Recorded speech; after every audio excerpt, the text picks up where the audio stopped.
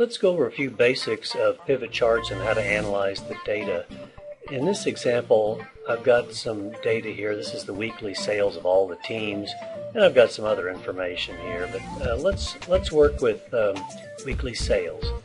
And first, I'll create a pivot chart that can be useful for determining which products are the most popular in which region for each team. To create a pivot chart, you just select anywhere inside this data. If I do end down arrow, that tells me I've got 294 records, and end up arrow, it takes me to the top. So I've got 294 records. If I do insert pivot chart, and in some of the newer versions of Excel, you just do insert pivot table, and then you create a chart from the table. It'll automatically select the contiguous chunk of data that it wants and put it into a separate sheet as the default. Now, if I add units, that tells me the total number of units sold was 38,000. This is for all the teams over the 30 days. If I was interested in what products were sold, the number of products that were sold, we'd see that yogurt was the most popular product. This is milk. Milk is the most popular product sold. This, for some reason, this is off by a little bit, but I can change this and it starts to fit better. Now, so we can look at the table there. Milk is the most popular. So, in what region are they most popular? I can come down here and add regions, and I can say for butter, it's least popular in the West. Cheese is most popular in the West. Cream is most popular in the South. Things like that. Now, if you do insert slicer, you can insert different slicers, and I'm going to insert a team. I could insert area and product and different ones. I'll insert team. This data is for all the teams, so I could pick a particular team, like Team O, and analyze its data. Team O, butter was popular in the South, and cheese was about the same in all of them, and cream in the South. And this is the data for Team P and Team Q and Team R. So Team Q, they sold a lot in the north. I guess that's milk. Sold a lot of milk in the north. So that's the basics of pivot charts. And this is a pivot if I want to move this here. So now I'm seeing in each area what are the sales of each product, and milk or yogurt stands out. And this is for each team, and this is for all the teams. So this is called a pivot. And I could add team here, and I can hold down the control key and get two teams and kind of compare their data, or more than two teams, kind of see what's going on there. So that's the basics of a pivot chart. Now, one of the things you'd like to do is analyze the distribution of sales, or analyze the statistical qualities of the sales. So I'm going to do this pretty quickly, but one tool that you can use is under data, and it's data analysis, and we'll do descriptive statistics. We can do correlations and other things, histograms. There's a lot of stuff you can do, and so you should look at those, or we'll try to use them. So I'm going to use descriptive statistics, and I'm interested in this column here of units sold. And I'm interested in the summary statistics and maybe the confidence level for the mean, the 95% confidence level. And I'll put this in, I'll put it here, and hopefully that'll work. And I'll have to have a bigger range than that. Don't remember what the range is. I'll just put it in a new worksheet. Oh, I forgot to input range. I put that as the output range. So the input range is from H2 down to H294, and then the output range. I'll get this right yet. There's the output range right there. And so there's the data that I'm interested in. So for all those units sold, this is the data. Or sorry, these are the summary statistics. So the average unit sold is 132. Well, it's skewed pretty highly. The range goes from a min of 7 to a max of 876, and that'll skew the mean. The most popular was 75, a sale of 75, and the half were above 92 and half were below 92. So this gives you a sense of the distribution of the data.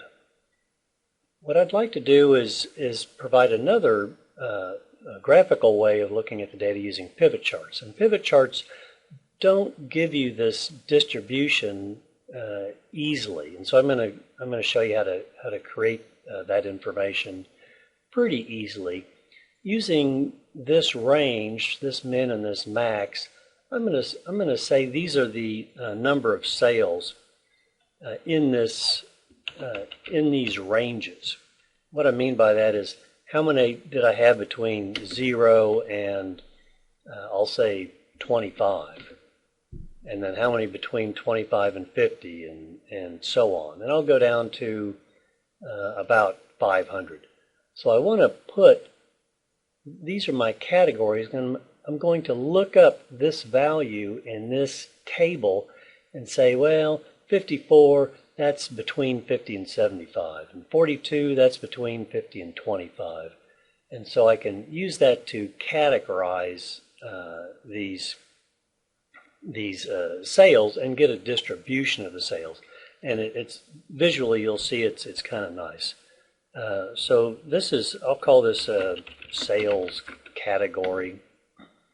And I use this VLOOKUP function, which is nice. I'm going to look up this value in this table, and I'm going to return the first column that matches that value.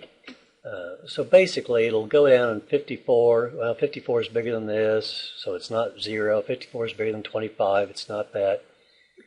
54 is bigger than 50, so it's in that 50 to 75 category is where it puts it. So what this does is categorize what level of sale it is. Now, if you notice, I double-clicked, so it filled down. I made a mistake because if I double-click on this, it's like, oh yeah, I forgot to absolutely reference this table. So that as I pulled down, the table went down. So if I go here and do F4, now it absolutely references that table. So if I click here, it's still the same table, and here it's still the same table, but this number is changing. So what this does is it's going to allow me to get a distribution of the sales of milk. In other words, how many of this category did I have? So if I was to sort this low to high, I had this count of sales that were less than 25, and I had this count of sales that were between 25 and 50. That's what this is telling you. So if I do insert pivot chart, and it selects that data, I come down here, and I'm interested in these categories. What counts did I have in those? So I'm going to count those, not some of them. That's the count of sales in those categories. This is the distribution. If you look at this, the average, if you can kind of visualize it, the average is about, well, actually, what was it? It was 132, and the mode was 75. So it's saying that the mode is around here. I have that right. I'm leaving some out in this case. I've got a bunch of these. I had up to 800, so it's a little bit off. But what you can do now is insert some slicers, say for team and area and product. And so now I can use these to see what is the, say for team P, and these are all the products. Well, what about just milk?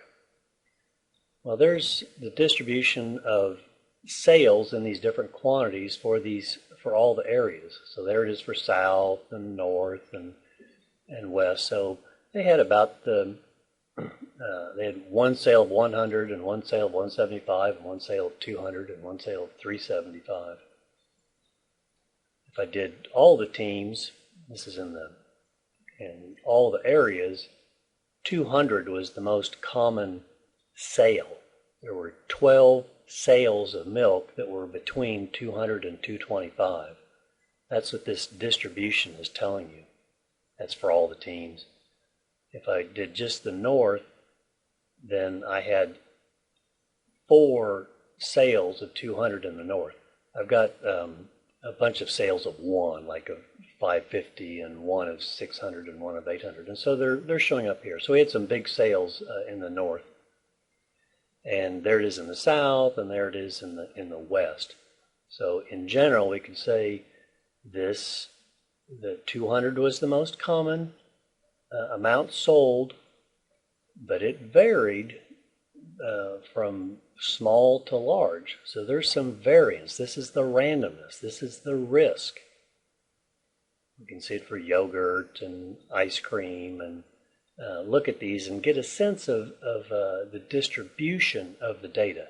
That's for all the teams. You could pick a particular team and get more information about their sales.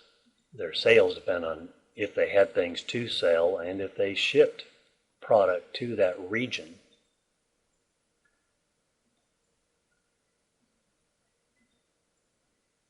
So there's the all the products in all the regions, and get different distributions there.